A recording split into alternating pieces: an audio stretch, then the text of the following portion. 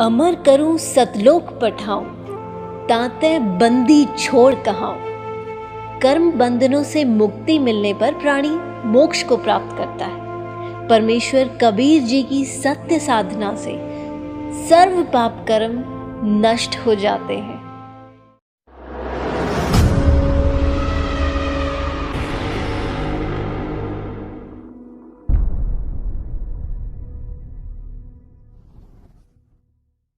मुनिंद्र ऋषि के रूप में परमेश्वर जगह जगह जाकर के अपने प्रवचन किया करते थे, अपने तत्व ज्ञान का प्रचार करते थे। इसी क्रम के अनुसार एक दिन श्रीलंका, जहाँ का राजा रावण था, उसमें परमेश्वर चले गए। श्रीलंका के अंदर एक चंद्र विजय नाम का भाट था। उसके पुत्र वधू, पौत्र पौत्री, ये कुल मिलाकर 16 सदस्य थे। परमेश्वर सुबह के समय चंद्र विजय भाट के घर के थोड़ी सी दूरी पर एक वृक्ष के नीचे विराजमान हो गए, एक साधु के रूप में, ऋषि के रूप में।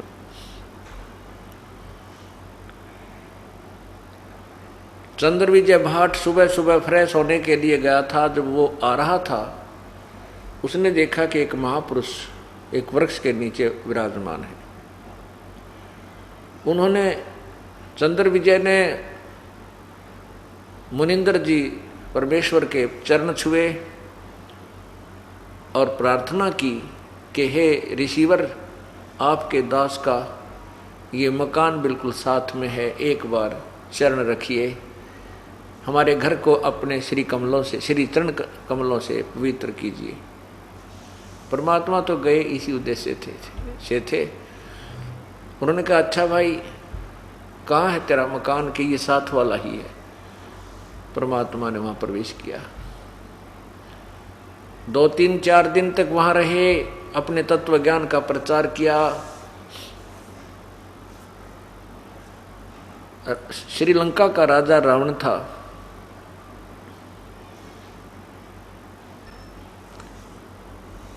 अपने तत्व ज्ञान का प्रचार करने लगे, सत्संग किया।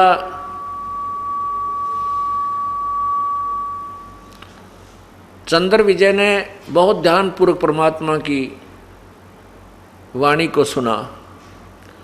श्रीलंका का राजा रावण भगवान शिव का उपासक था।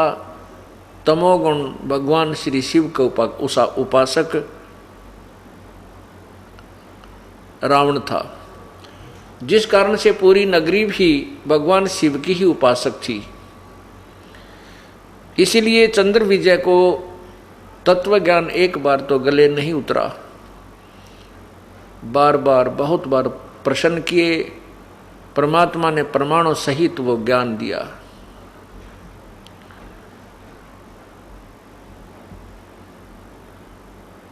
चंद्र विजय को ये बात समझ में आ गई कि जो साधना हम कर रहे हैं ये बिल्कुल व्यर्थ है।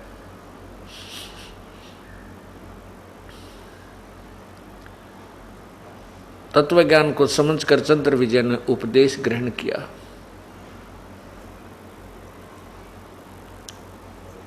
फिर परमात्मा वहां से चलकर अन्य स्थानों पर चले गए। चलते समय चंद्र विजय ने कहा था, हे ऋषिवर, हे गुरुदेव, अपने दास को संभालते रहिएगा।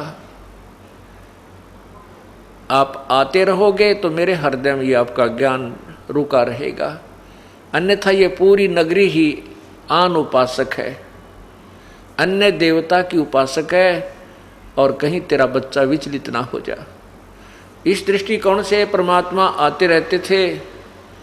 दूसरी बार जब परमेश्वर श्रीलंका में पहुंचे तो चंद्र विजय ने अपने सभी परिवार के सदस्यों को लाइन में ला दिया।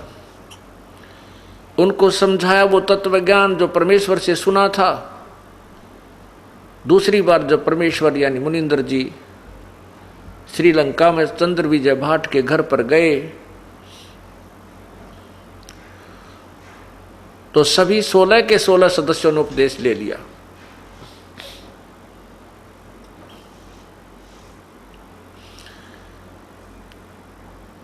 अब चंद्र विजय भाट जो है राजा रावण के घर में, राजा रावण के दरबार में जाता था और भाट लोग राजाओं की महिमा के चुटकुले सुनाया करते थे, उनके भजन बना करके गाया करते थे, जिससे राजा लोग प्रसन्न हो करके उन्हें कुछ मेहनताना दिया करते थे। इसी प्रकार चंद्र विजय की पत्नी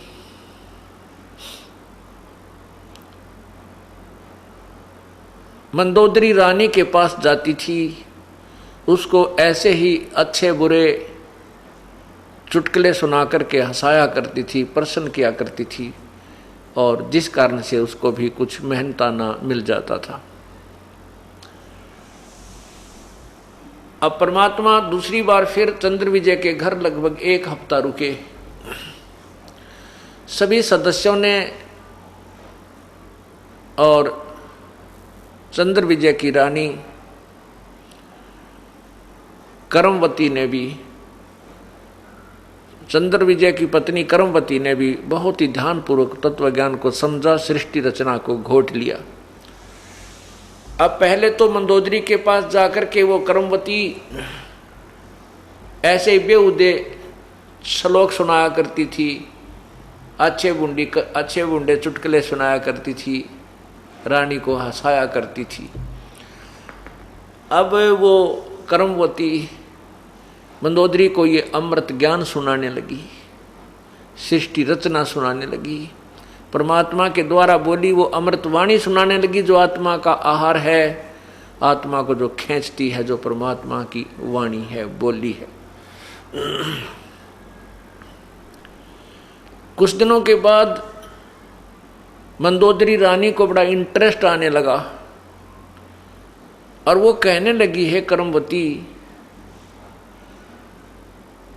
ऐसा निर्मल ज्ञान, ये ऐसी बढ़िया बातें तेरे अंदर कहाँ से भर गई? तू तो निरा गंध भरे फिरे थी, शुभ बोलना तो तेरे को जो है ना कभी गंवारा नहीं हुआ, और ये अमृत ज्ञान तुझे कहाँ से प्राप्त हुआ?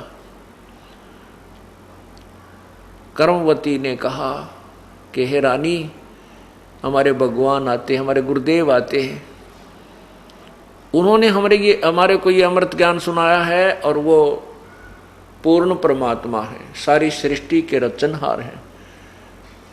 पूरी कहानी सुनाई कि 3 गुणों की भक्ति में ये भूल रहा संसार, कह कबीर निज नाम बिना भाई कैसे उतरे पार। अब मंदोदरी ने कहा कि करमवती, अब के तेरे गुरुदेव आवे तो मेरे पास बुला कर लाना। अब मंदोदरी रानी और करमवती एक नौकरानी।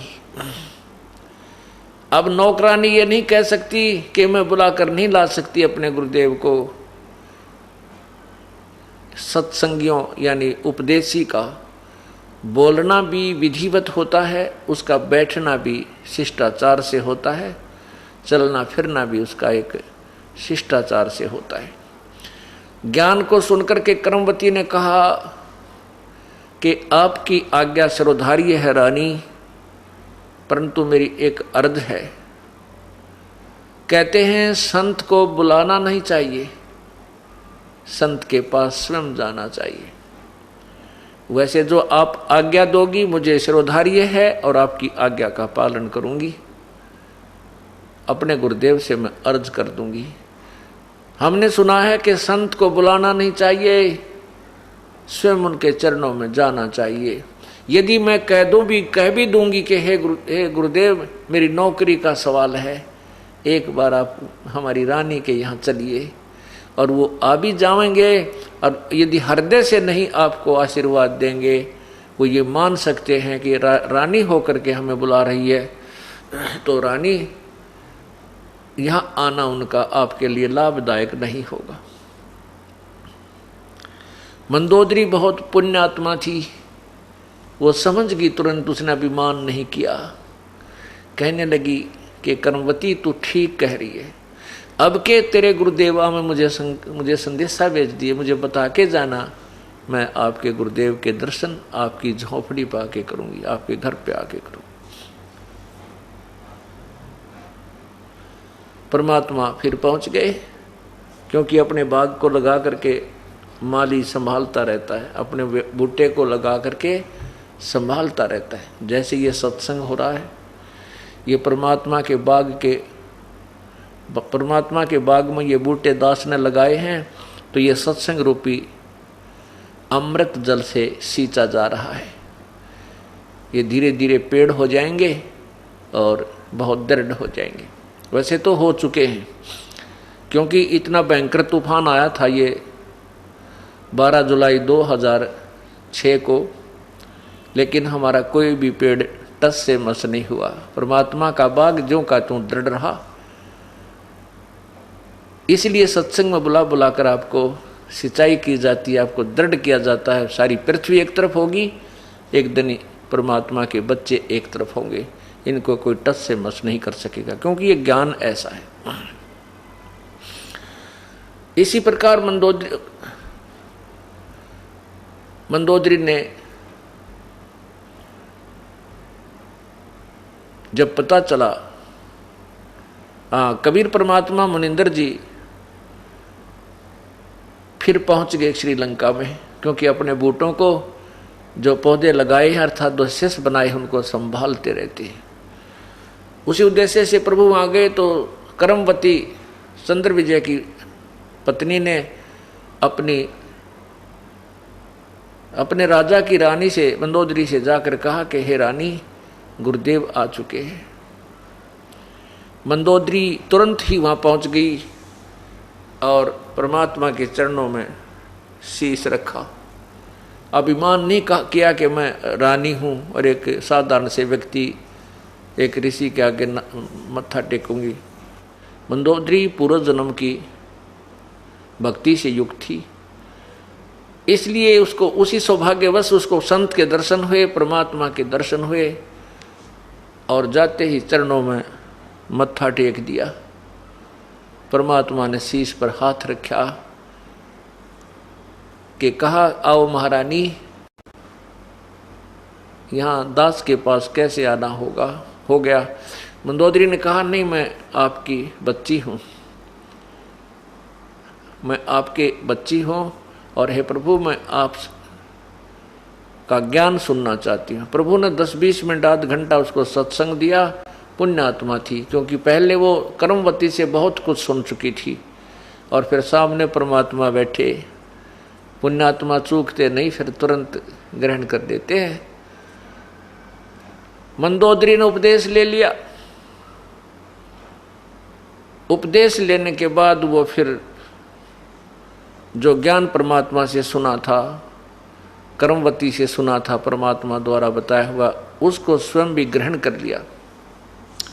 इस तत्व ज्ञान के अंदर एक और खासियत है कि जिस समय प्राणी स्वयं इस ज्ञान से पूर्ण परिचित हो जाता है, फिर उसके अंदर एक ऐसी प्रेरणा बनती है कि भाई को भी बता दूं, बहन को भी बता दूं, रिश्तेदार को भी बता दूं, कोई मिला दोस्त मित्र उसको भी सुना दूं, सहेली को भी सुना दूं, इसका भी कल्याण हो जाए।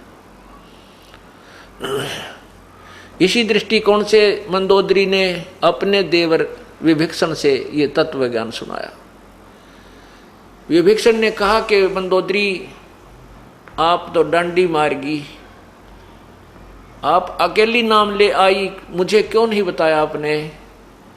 मैं भी परमात्मा के दर्शन करता और उपदेश ले लेता। मंदोदरी ने कहा कि फिर कभी प्रभु आएंगे तो मैं अवश्य आपको बताऊंगी। परमात्मा ने फिर जाना ही था।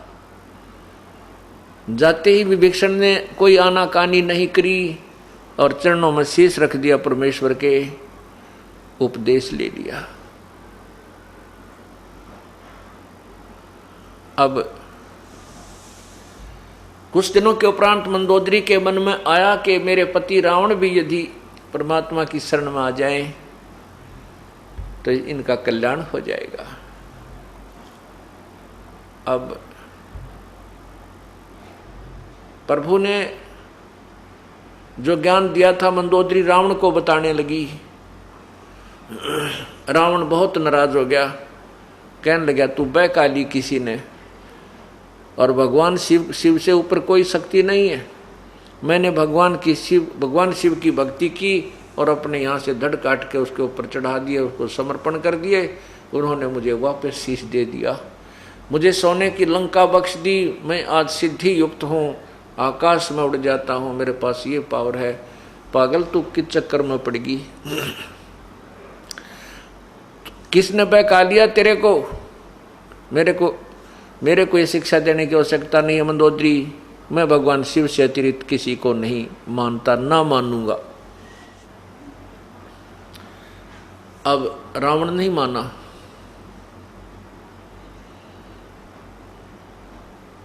एक दिन कुछ समय उपरांत रावण ने एक और उत्पन्न कर दिया। भगवान श्री राम को वनवास मिला हुआ था, वनवास से सीता को रावण ने अपहरण कर लिया। अपहरण करके लंका में नौलखा बाग में लाके रोक दिया, छुपा दिया। वहां उसको अपनी पत्नी बनने के लिए परेशान किया जाने लगा, लेकिन सीता ने उसकी बात को नहीं स्वीकारा। रावण ने बहुत यातनाएं दी। एक दिन परमात्मा फिर चले गए लंका के अंदर। मंदोदरी ने भगवान से कहा, मुनिंदर जी से कहा कि हे गुरुवर, हे प्रभु, आपकी बेटी को एक बहुत ही भयंकर दुख हो गया है। परमात्मा ने पूछा क्या कष्ट आ गया बेटी? मंदोदरी ने कहा कि मेरा पति किसी औरत को उठा लाया है और उसको नौलखा बाग में बंद कर रखा है। वो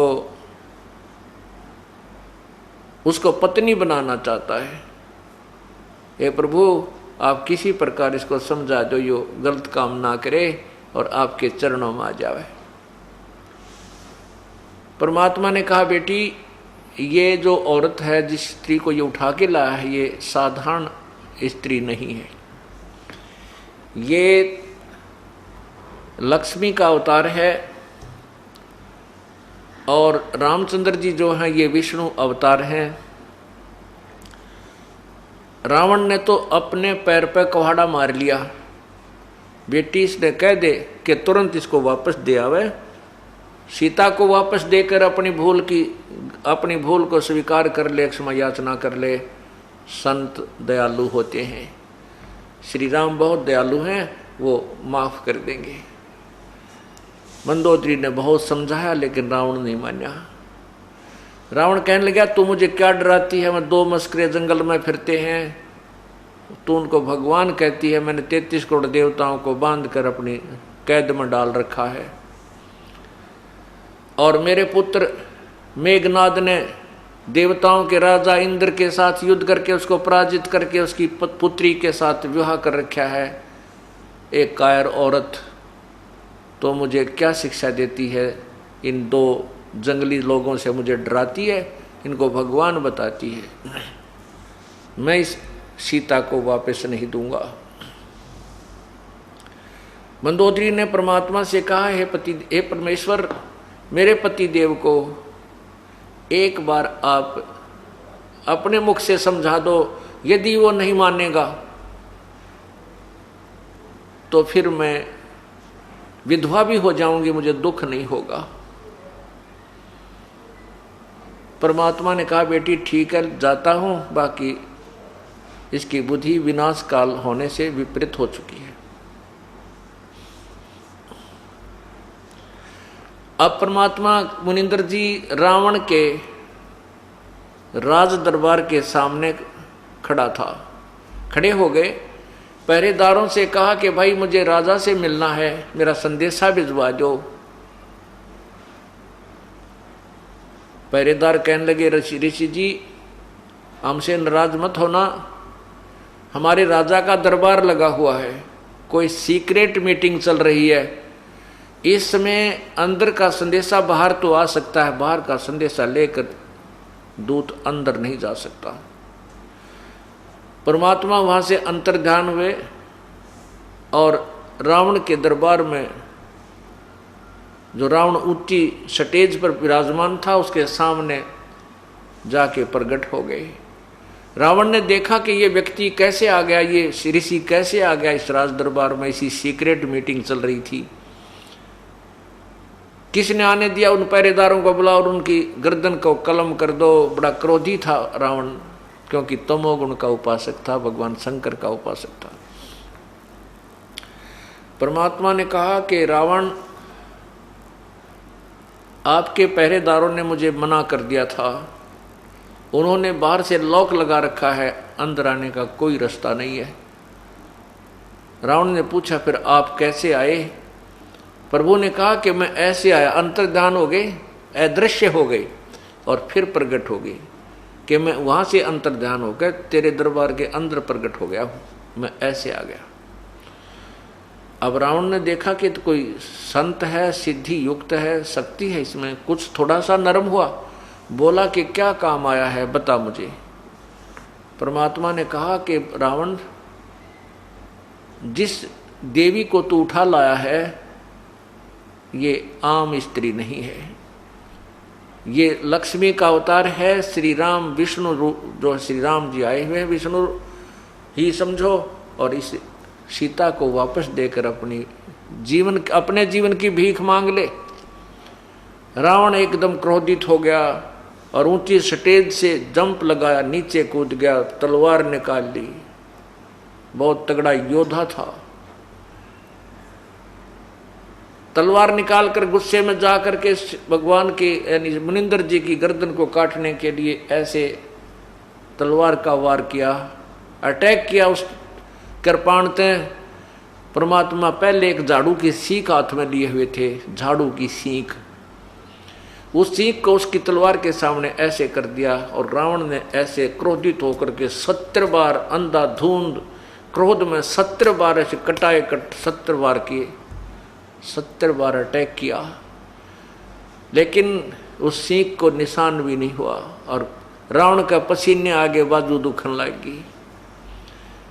तो परमात्मा ने कहा, देख नालायक, इस निशान के, इस सीख के निशान भी नहीं है तेरी तलवार का, आंख खोल ले। अब रावण समझ गया कि तो भाई कोई अपरंपार शक्ति है, पर यह अभिमान बहुत बुरी चीज है, जीव को ठिकाना नहीं आने देता। वो वापस जाकर के अपने राज उस बैठ करके सिंहासन पर कहने लगा, ऋषि जी तू जा चाहे ना जा, मैं तेरी बात ने कति स्वीकार नहीं करूं। परमात्मा बोला, ना स्वीकार करे तो कुएं में पड़े, मैं यूं चला भाई, वापस आ गए। अब कहते हैं विनाश काले विप्रता बुद्धि, कोई अच्छा ज्ञान दे तो भी कड़वा लगता है, चाहे भगवान क्यों ना आ जा।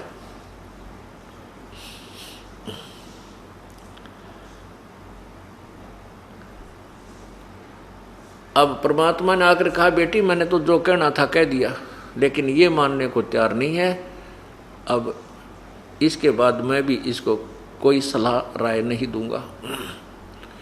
मंदोदरी कहने लगी, हे गुरुदेव अब मैं निश्चिंत होगी, अब यो मरो चाहे जीवो, मेरा जो फर्ज था पत्नी रूप में मैंने इसका अन्न खाया है, इसके साथ रही हूँ, मेरा फर्ज बना था कि मैं इसको कोई अंतिम सांस तक इसके जीवन की भीख मांगूं। अब ये नहीं मानता है तो प्रभु यूं मर जाएगा, मुझे कति मुझे दुख नहीं होगा। उस समय जब ये मीटिंग चल रही थी, प्रभु वहां प्रकट हुए, विभीषण भी विद्यमान थे। विभीषण ने आकर मंदोदरी से बताया कि आज तो गुरुदेव मार दिए होते भाई ने, लेकिन ये तो अपरंपार शक्ति है, उनके सीख को भी कोई निशान नहीं पड़ा और रावण ने 70 बार अटैक किया, तब फिट्टे मुंह होकर वापस जा बैठा। विभीषण भी बहुत समझाता था रावण को कि भाई जो साधना आप कर रहे हो भगवान श्री शंकर भगवान की, ये पूर्ण नहीं है। मुनिंद्र जी पूर्ण परमात्मा हैं, इन गुरुदेव से आप उपदेश ले लीजिए, लेकिन रावण ने नहीं मानी और अपनी लंका का नाश करा लिया।